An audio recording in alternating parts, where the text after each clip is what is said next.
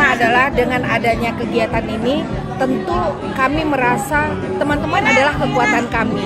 Bagaimana membuat anak-anak bahagia dengan dilakukannya banyaknya fasilitator nantinya yang akan melakukan pendekatan-pendekatan kepada keluarga, dan ini juga penting dilakukan pencegahan perkawinan anak dan bagaimana nanti pranikah itu untuk pelatihan calon pengantin ini kita harus masifkan. Nah, dengan pelatihan calon pengantin ini nanti tentu anak-anak yang kita harapkan anak-anak Indonesia yang berkualitas, mampu bersaing, memiliki karakter yang baik dan juga sesuai dengan keyakinan agama masing-masing, itu perlu dikuatkan gitu. Jadi pengasuhan calon pengantin atau pendidikan cantik ini kita lakukan secara masif, tentu ini adalah sesuai dengan kewenangan masing-masing. Rancangan undang-undang pengasuhan anak gimana, Bu? Dari KPPA. Kalau terkait rancangan pengasuhan undang-undang pengasuhan anak gitu ya. Jadi ini memang sudah masuk ke dalam proleg ya sebenarnya di dalam DPR. Itu sudah masuk ke dalam list. Nah, ini kita dorong kemarin dengan Komisi 8, Komisi 3 itu ya. Karena banyak sekali persoalan-persoalan dalam pengasuhan anak ini yang terjadi, perebutan hak asuh anak misalnya. Nah, ini butuh suatu payung hukum yang menguatkan bagaimana undang-undang pengasuhan anak ini bisa kita dorong kembali, dan ini sudah disepakati kemarin. Ini adalah nanti inisiatif dari DPR gitu. Terima kasih Ibu, salam sehat. Teman-teman, sahabat saya semuanya yang tadi sudah mendetailkan tentang rencana tidak lanjut ini. Sebenarnya pengasuhan ini adalah satu poin yang sangat penting dalam kehidupan anak.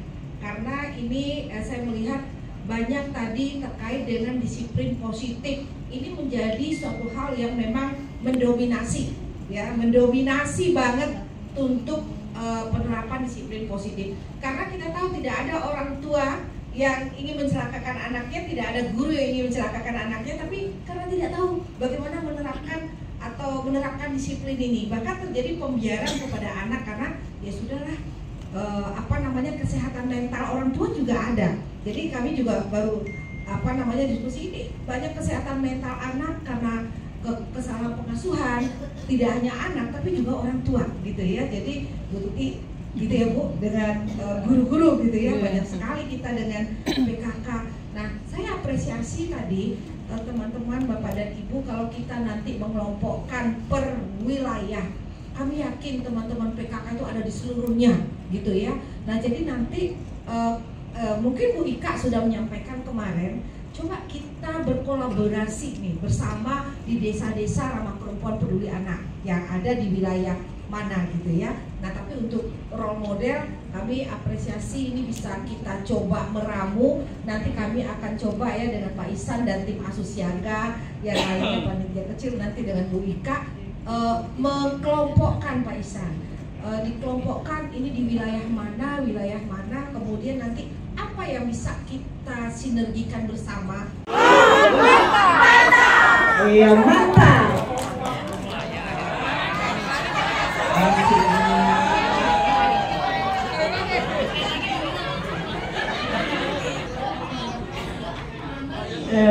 Ya baik Bapak Ibu sekalian ya, yang saya hormati Bu Rini dari Deputi KPA, Deputi pemenuhan hak anak PHA ya, juga PHA. Pak Ihsan Tanjung sebagai Ketua Panitia, juga kepada seluruh panitia acara Bintek Fasilitator Nasional, juga kepada fasilitator dan juga kepada rekan-rekan semua yang saya hormati. Baik Ibu, ya. Kawan-kawan semua, kami dari kelas 4, berarti tadi sudah ada kelas 1, kelas 2, kelas 3, jadi kami kelas yang paling tinggi ya. Berarti tadi programnya sudah banyak diwakili ya sama adik-adik kelas gitu ya. Jadi kita di sini program-programnya program yang mantap saja Ibu ya. Sebelum itu saya perkenalkan dulu, nama saya Maya Umaya ya. Saya dari Pornas KKSA Ibu ya. Boleh saya perkenalkan dulu sedikit ya. dari Pornas LKSA, mungkin teman-teman baru dengar, ada yang baru dengar barangkali ya. Kita jadi untuk LKSA ya, untuk lembaga pengasuhan anak itu kita sudah ada forumnya nasional ya. Kantornya di Kalimantan, dan tahun 2003 kita itu sudah 3 kali mengadakan program ya. Sekarang yang mau disampaikan di sini juga berikutnya. Baik Bapak Ibu sekalian, kita simak bersama rencana tindak lanjut peningkatan kualitas keluarga ya tadi ya, bukan kelompok 3 mungkin ya Pak, yang kelas 3 hasil dari rapat kita, hasil dari rembukan kita bahwa didapatkan hasil seperti ini. Rencana tindak lanjut peningkatan kualitas keluarga berbasis hak anak.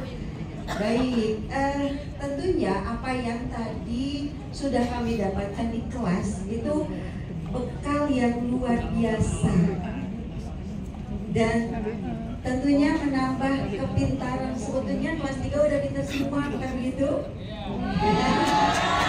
Kita semua ya.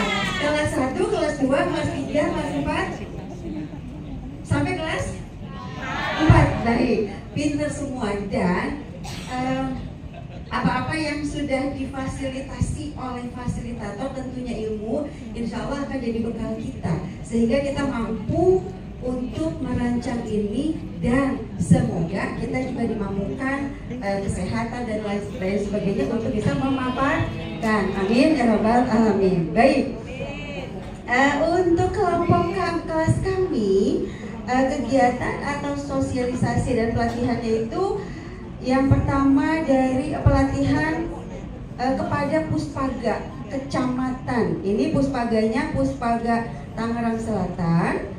Kemudian estimasi waktu pelaksanaannya November sampai dengan Desember 2023. Teman kelas 2 Bu. Ya, ini wah ternyata emang di sini semangatnya luar biasa Bu. Terbukti di sini tidak ada ruang kosong yang tidak diisi. Semuanya diisi. Baik waktu, baik tempat, target, semua diisi. Luar biasa. Ya. Karena kegiatannya sosialisasi dan pelatihan, jadi kita di sini fokus ke sosialisasi yang dari Panti Aisyah ya, Panti Aisyah ada 2 kegiatan, targetnya 30 orang, tempatnya di Panti Aisyah dengan TK Aisyah. Wah mantap, targetnya di bulan November Bu, bulan November sosialisasi tentang hak anak dan sosialisasinya di pengajian dengan ibu-ibunya. Terus ada Pokja 2 PKK Kota Depok mempunyai 2 kegiatan juga di bulan November dan Desember, itu nanti dipakainya di ruang rapat Pokja 2 TP PKK Kota Depok. Bimbingan pranikah ya. Lalu di sini lembaga atau instansi pelaksana kolaborasi strateginya diantaranya adalah KUA, PKK, Bina Keluarga Remaja, Karang Taruna ya. Kalau kita bicara tentang PKK Bina Remaja itu, kita di PKK adanya di Pokja 1 ya. Karena bukan hanya cuma kita remaja, lansia dan balita, kita menjadikan program kita juga. Ya. Lanjut ya, konsolidasi pengasuhan di wilayah proyek ya, yaitu di LKP ya, kita melihat target peserta yaitu di Jawa Barat dan Jawa Timur. Lalu menyisipkan materi pengasuhan pada program stunting ya, dengan Dinas PPK Provinsi DKI ya. Lalu menyisipkan materi pengasuhan di program DKR PIK Remaja Genre. Jadi kalau bicara PIK adalah Pusat Informasi Konsultasi Keluarga. Tapi DKI punya Pusat Informasi Konsultasi Remaja yang sudah ada di sekolah-sekolah. Ya. Genre ada generasi remaja yang secara nasional, alhamdulillah DKI sudah masuk ya dalam prestasi di nasional, yaitu generasi aktif, produktif, dan sehat. Sebelum Ibu mulai acara, kita perkenalan peserta dulu dari Mas Yadi sampai ke ujung, nanti Ibu perkenalan dengan kawan-kawan. Silakan Mas Yadi. Baik, terima kasih. Saya Zaldi, saya membantu teman-teman fasilitator. Asli saya dari Bandung, tapi sudah 7 tahun saya base di Sulawesi Selatan. Jadi saya datang ke sini, mudah-mudahan bisa bermanfaat apa yang sudah kita peroleh hari ini. Assalamualaikum warahmatullahi wabarakatuh. Saya aslinya dari Jawa Tengah. Bingung kan soalnya tadi dari Bandung gitu. Kemudian domisili di Depok, tapi selama ini mungkin bekerja membantu KPPA juga Bu Rini. Namanya siapa Bu? Oh iya, nama saya Ana Sakreti dan saat ini bergabung dengan Asosiaga ya tentunya bersama teman-teman ini saya belajar. Terima kasih.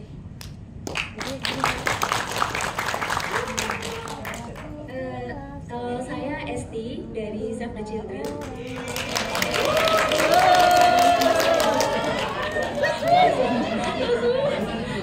Dari Save the Children di kantor Jakarta. Terima kasih.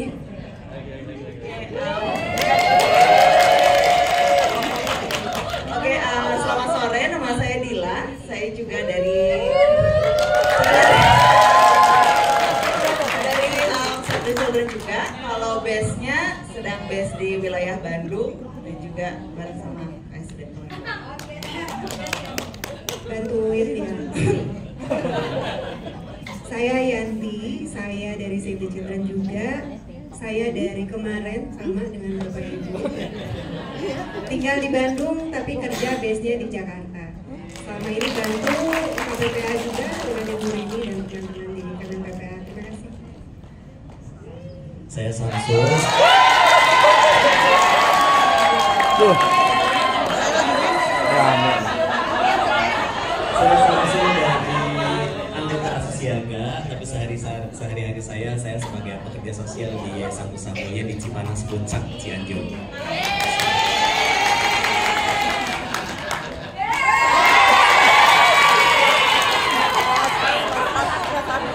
Ya, terima kasih. Ini bukan bayaran ya Bapak Ibu ya. Ini sukarela.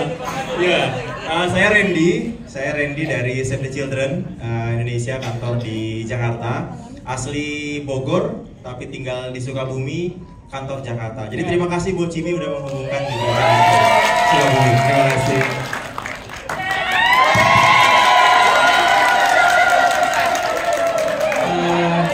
Saya Ruli dari Malang, anggota Asosiaga. Lembaga saya Harapan Umat atau Harum Family Center. Jadi untuk bimbingan pranikah itu sebenarnya harus ada yang namanya bimbingan dan konseling pranikah, dan itu merupakan salah satu mata kuliah yang saya ajarkan di suatu perguruan tinggi, dan juga pada saat itu Menko PMK itu minta masukan dari saya Prof Muhajir tentang bimbingan konseling pranikah. Jadi di sini perlu ada bimbingan, bukan nasihat. Kalau selama ini yang sudah ada itu kan BP4 ya kalau di agama Islam. Kalau di gereja, di Katolik itu sudah ada bimbingan pranikah. Namun ini oleh pemerintah, bimbingan pranikah itu perlu adalah untuk memberikan suatu pengetahuan, kemudian suatu keterampilan bagaimana pasangan calon suami istri ini ketika akan menikah itu sudah bisa mempunyai pemahaman tentang dinamika perkawinan yang bisa akan terjadi, sehingga ketika terjadi suatu konflik, maka konflik itu harus dibangun. Maka peran dari Asosiaga adalah memberikan bimbingan konseling pranikah pada pasangan-pasangan ini. Jadi ada suatu yang diberikan oleh para pekerja di Asosiaga ini untuk memberikan informasi, edukasi, dan juga bahkan pelatihan para calon suami istri. Nah, ini yang kemudian dijadikan sebagai suatu mungkin syarat juga untuk mereka untuk menikah. Jadi ketika ada suatu permasalahan tidak terus kemudian mengambil keputusan bercerai, apalagi kalau sudah punya anak.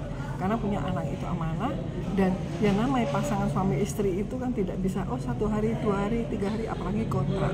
Maka disinilah bimbingan itu adalah untuk mengarahkan, kemudian untuk memberikan suatu pengetahuan dan keterampilan ketika terjadi suatu permasalahan. Itu yang penting, sehingga peran dari Asosiaga berada di situ dan bisa memberikan suatu intervensi kepada pemerintah, KPPA, PMK, BKKBN, mungkin ada Kemenkes, mungkin Kemendikbud juga untuk bisa saling bersinergi, sehingga inilah yang harus dilakukan bersama. Terima kasih Ibu, salam sehat. Salam saya Sahabat Anak. Saya Walter dari Yayasan Sahabat Anak. Saya mengikuti acara ini, acara bimbingan teknis untuk pelatihan untuk jadi seorang trainer, melatih untuk bagaimana mempersiapkan orang tua menjadi pengasuhan yang baik yang diadakan oleh Asusiaga, Aliansi Pengasuhan Berbasis Keluarga, dan juga Kementerian Pemberdayaan dan Perlindungan Anak. Saya melihat acara ini sangat bagus, sangat penting, karena orang tua itu memang harus dipersiapkan untuk menjadi orang tua. Dengan mempersiapkan orang tua dari sejak dini, itu akan membuat anaknya, anak yang dilahirkan oleh orang tua itu menjadi anak yang unggul tentunya. Dan itu harus benar-benar dipersiapkan, nggak begitu datang begitu saja gitu. Dan dari kami, kebetulan saya seorang Kristen, di agama kami, di Kristen, itu memang benar-benar dipersiapkan melalui sebuah konseling pranikah. Khususnya di gereja kami itu ada 15 kali pertemuan untuk mempersiapkan keluarga ini, pasangan ini layak untuk dinikahkan oleh seorang pendeta. Dan ada ujiannya untuk itu, sehingga dia benar-benar matang dan siap untuk dinikahkan. Dan saya sangat mendukung acara ini, dan kiranya ini bisa ditularkan kepada setiap orang, sehingga banyak orang yang mengetahui dan mempersiapkan anak-anaknya untuk dibekali bagaimana menjadi seorang ibu dan seorang bapak nantinya, sehingga dia bisa melahirkan anak yang benar-benar unggul. Terima kasih, Pak.